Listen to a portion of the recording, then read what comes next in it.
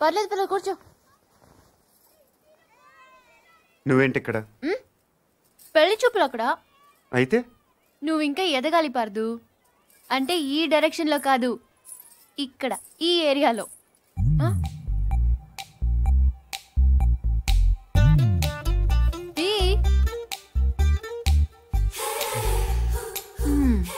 పెద్ద ప్రిన్సెస్. ఇప్పుడు నువ్వు ఒక అంబాసిడర్ కార్ కొనడానికి వెళ్ళావు. పక్కనే ఒక బెంచ్ ఉంది. నువ్వేం కొంటావు? నువ్వు పోర్టబుల్ టీవీ కొనడానికి వెళ్ళావు. ఆ పక్కన ఒక పెద్ద ప్లాస్మా టీవీ ఉంది. నువ్వేం కొంటావు? అక్క అంబాసిడర్, నేను బెంజు, అది పోర్టబుల్. నేను ప్లాస్మా, అది లైఫ్ బాయ్. నేను లక్స్. అందుకే నా అందం దానికి ప్రాబ్లం కాకూడదని ఇలా వచ్చాను.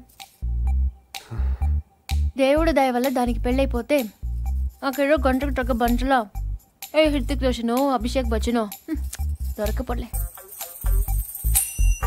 చూసావా, నువ్వు కూడా చూపు తిప్పుకోలేకపోతున్నావు. అయ్యో దేవుడా, ఎందుకయ్యా ఇంత అందం ఇచ్చావు నాకు?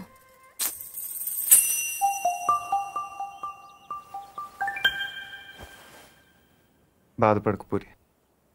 నీ అమ్మ వాళ్ళందరూ అనవసరంగా భయపడుతున్నారు, కానీ నువ్వు అంత అందంగా ఏం లేవు.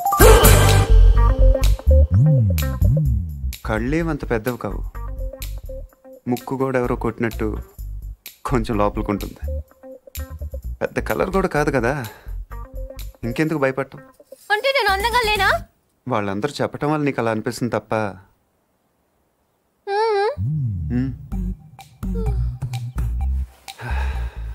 బెంజ్ అందరూ బాగుందంటారు పూరి, కానీ అంబాసిడరే కొంటారు. నా మాట నమ్ము, నువ్వు హ్యాపీగా కిందకి వెళ్ళిపో.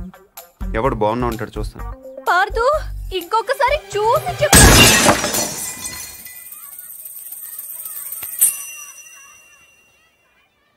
ఎవరో బాల్తో కొట్టారు.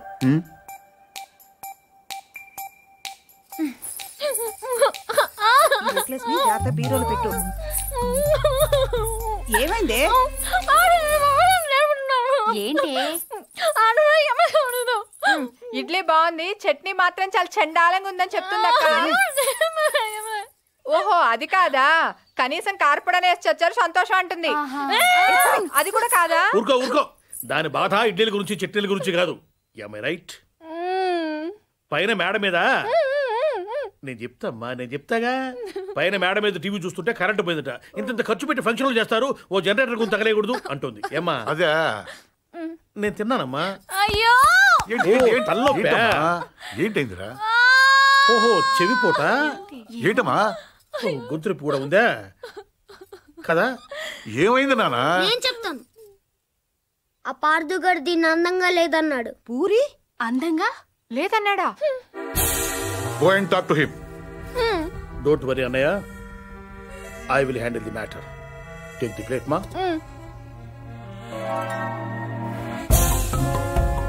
పూరి అందంగా లేదా?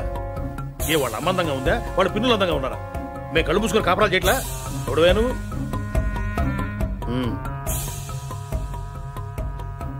ఏమంటున్నాడు?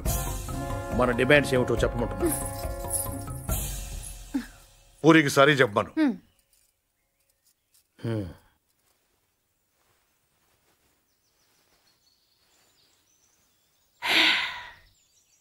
Say sorry to Puri.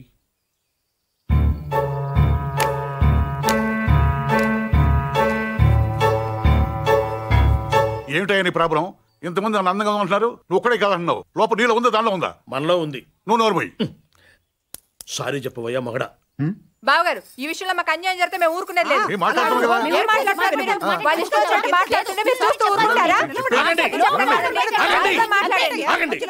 ఎందుకు అరుస్తున్నారు? వాడు తెలివిగలవాడు కాబట్టి పెళ్ళవ్వకుండానే ఆడవాడు అందంగా ఉండరు అని అర్థం చేసుకున్నాడు. అంటే నా ఉద్దేశం ఏంటంటే, ఈ సమస్య పూరి ఒక్కదాంది కాదు, మీ ఆడవాళ్ళందరిది. దీనికి పరిష్కారం పిల్లవాడైన పార్థు వల్లనో మేధావినైన నా వల్లనో కాదు. అందుకే దీన్ని భగవంతుడికి వదిలేస్తున్నాను. ఏంటి?